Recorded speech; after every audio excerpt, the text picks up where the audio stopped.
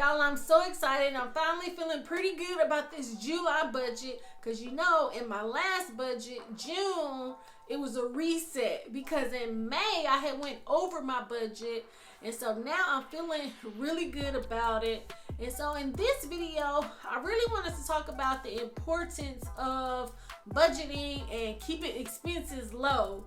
Let's get into it. Hey everybody, I'm Tasha with the Major Change Group, where we believe small changes can create big results. And if this is the first time on the channel, welcome. We talk about credit, budgeting, and student loans. Now I think budgeting is very important because budgeting helps you to, you tell your money where you want it to go. You allocate the funds, because you know how sometimes when you don't budget your money and you're just kind of, okay, the money is coming in and you're just spending the money, and then in your mind you think, okay, this is what I'm gonna do, but then when you go back to get the money, it's not there. And so I think budgeting really helps us to know how much money we have coming in compared to how much money we have going out. And then also, it was so funny in my last video, because y'all know my mortgage, well, some of you, if this is your first time on the video, so my mortgage is just $735. And in the last video, somebody was asking me, well, what state did I live in that I had a mortgage for $735? And now the $735 is actually like $27 up from the previous month, because my escrow was shortage, and so I had to pay $501. Now I really didn't have to pay the $501, but if I didn't, it would have went up to $775, and I was like, no, I didn't want that. And so it went up from $707 to $735. Now I did let the person know that I have been living here for about 13 years, a little bit over 13 years. And I had refinanced the house one time, and that was back maybe like 4 years ago. And so that's why it's really important, one, that we budget our money, and two, that we really take into consideration our credit, use our credit wisely, because by me doing those things, I was able to refinance the loan to keep my expenses low. And then another thing with the expenses, because it's just like, the housing market, and I've been living here for so long, and I'm just like, you know what, I kind of want to move. But then I was just like, you know what, if I move, I'm going to be creating more expenses for myself. And those times where you're doing pretty good, you're paying your debt down, you're making more money, you're saving, those are not the times to increase your lifestyle. I feel like if I just keep my lifestyle the way it is, keep my expenses low, and then just keep saving and paying my car off and things like that, then maybe in a year or so, I will really be in a good position to do other things. So when you are really getting yourself in a good position, try to keep your lifestyle and your expenses low. That way you can stack that money and get yourself in a really good position to be able to move appropriately. So we're going to go over to my laptop where we're going to be using my 2021 digital budget planner. Now you can go over to my Etsy shop and you can get the digital budget planner, or you can go down into the description and you can get my free budget and debt repayment worksheet so that we can do our budgets together and keep each other accountable. All right, we're going to start the budget, and the importance of budgeting is so you know how much money you have coming in compared to how much money you have going out. And the major parts of it is you want to take a look at your income, and you want to take a look at your expenses, because you want to make sure to see, okay, am I bringing in enough money? And are my expenses low? Because you want to keep your expenses as low as you can. And in this budget, we're going to take a look at some of those things.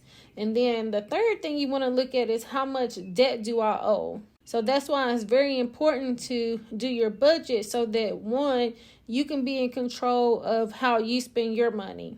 And so this budget is broken down into 4 parts. And I went ahead and wrote everything in opposed to just doing it separately. But first, you have your month, you have your income, you have the top 5 goals, notes, and then your actual expenses.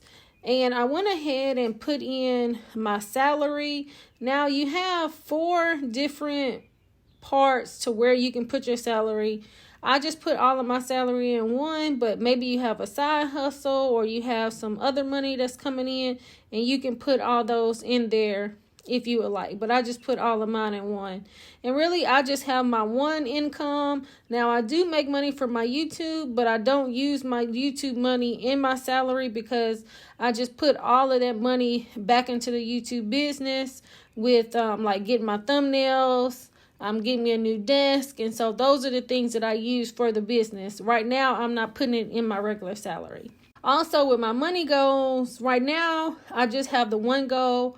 I definitely want to make sure that I'm continuing on the savings challenge so that I can make sure that I really want to pay my car off. And then some notes, because I almost forgot. One, I don't have to make a mortgage payment this month because in the month of June, I had made 2 mortgage payments, plus I paid the escrow, so I don't have to pay my mortgage this month. Well, and then the next thing is, in my June budget, I had some claims, but I needed to check my FSA to see how much money I had within my FSA. And I went ahead and used the money that I had in my FSA to pay it off, some of the stuff. So I still had a balance. So I need to figure out how much that is so that I can maybe go ahead and pay that off. So now you can see here is my salary. And for the month of July, I'm bringing $3,430.55. I actually get paid bi-weekly. So I'm getting paid, I got paid on 7/9, and then I'll get paid again on, I think, 7/23. But see, what I do, I pay as many bills as I can with my credit card, which we'll see when we get to the actual expenses. And so now that we're down here at our expenses, I have all of my expenses in here. And when we're thinking about our expenses, we really want to try to keep them as low as we can.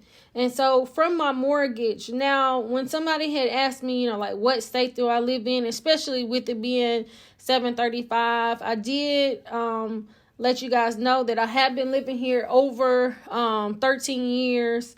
And so that can kind of contribute to it being lower. I had refinanced it one time, but the original mortgage was 911, which is still low. And now it's 735. And looking at some of my other expenses, so I have my HOA, I have my State Farm, and then like say my Comcast. I don't have regular cable. All I have is internet. And then I have, some streaming. And going to my Verizon. So my Verizon is $103.06 per month. But I had to call them because I got a phone in May and they didn't put all the discounts. And so that ended up making my bill for July, $88.14. But the normal bill is going to be $103.60. Now, the good thing about my Verizon bill, so originally it was $90. And when I got my iPhone 12, I ended up upgrading because now I have 5G. But the good thing about it is, although I'm only paying like an additional $12, I was able to get Hulu, Disney Plus, and I want to say ESPN or one of those sports stations.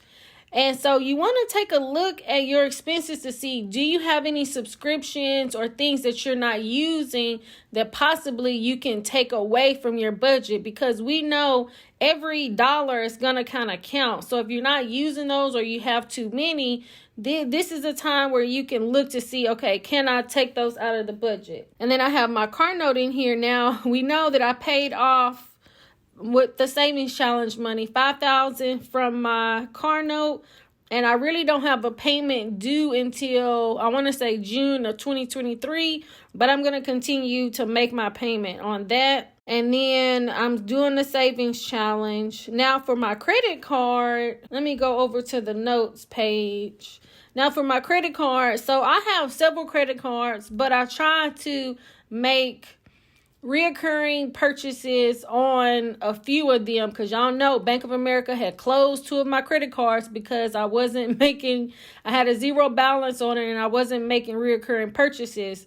So I have my Southwest credit card and I have my gym membership. Now remember, I was telling you guys to look at your expenses to see where you can cut back. Now, I'm really considering with my gym membership this $22.84. So I have not been to the gym this year. And I walk around my neighborhood and I go to different parks and I walk. And I just don't know if I'm ready to go back to the gym. And like last year for 2020, I probably maybe went twice.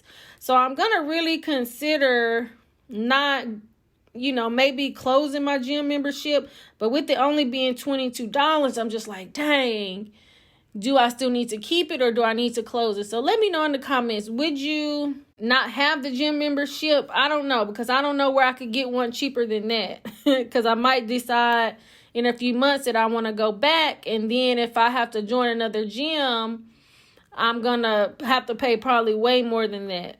And then I have my IHG, and that's $30. So in total, I have $67 for my credit card. Then when I come down, so I have my gas, and then I have my miscellaneous.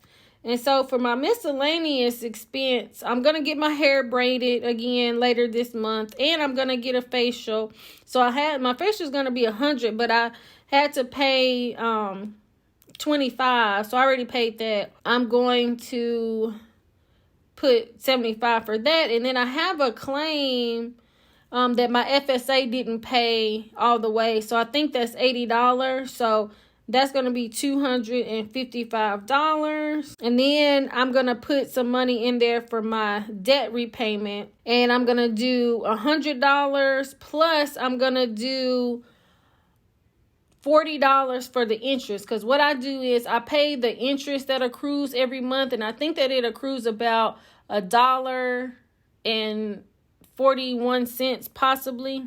I think that's how much, but I'll check it. So I'm going to pay that much. So all together, that came up to $2,995.14.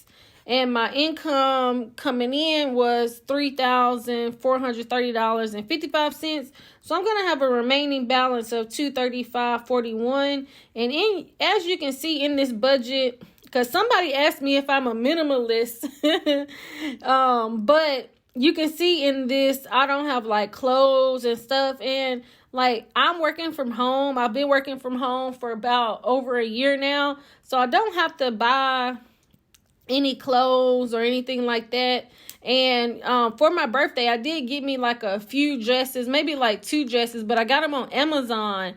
And how I ended up buying those on Amazon was because I had my points from my credit card. So I used my credit card points to get me gift cards and things like that, so I can buy myself stuff, so it doesn't have to come out of my regular budget.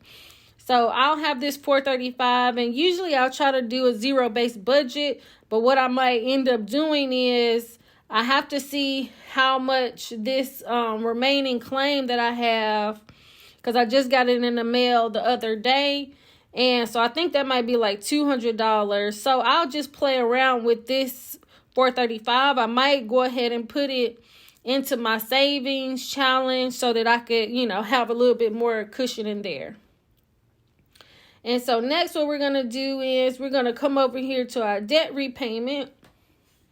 And so for my debt repayment, I am so excited the traction that I have made on my debt repayment.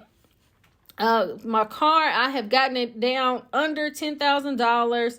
So I'm way ahead on my car loan because I paid the $5,000, and y'all should have seen me trying to pay that, y'all, because I had to put the $5,000. I was just like, oh my God, I don't want to press okay. But I went ahead and did it. I'm glad that I did. And so my car loan is at a 2.19% interest rate, and it is for 60 months. But as you can see, I'm probably already ahead, maybe like 4 years, because I really don't have to make a payment until June of 2023, and my monthly payment is $357.95. And then my mortgage, I owe but I don't have to make a payment on that. And then my student loans, I still owe $56,000, but I don't have to make a payment on that either. And that's gonna end soon, so we're probably less than 80 days or so on the student loan.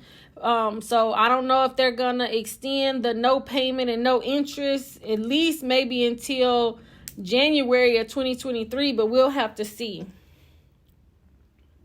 And so with my debt repayment, my debt snowball, and see, this is why it's important to do the budget so that you can see, okay, how much money do I have coming in and with my income, and then how much are all of my expenses, and then how much debt. So after I had did my budget, I said, okay, I'm going to set aside $140 additional on my car. Now, I had the $400. Now, if I had a lot of debt, maybe I could go ahead and put that $400 on the debt. But since I'm doing the savings challenge and I really don't have to make a payment on the car, I'm probably not going to put it on the car. But I am putting an additional $140 on the car. So that's going to take the payment up to $497.95. So I'm really excited about where I'm at. I feel like, last month, for the month of June, there was a reset. And so now for the month of July, I'm feeling really good about my budget. So this is what my budget is telling about me. I'm really excited.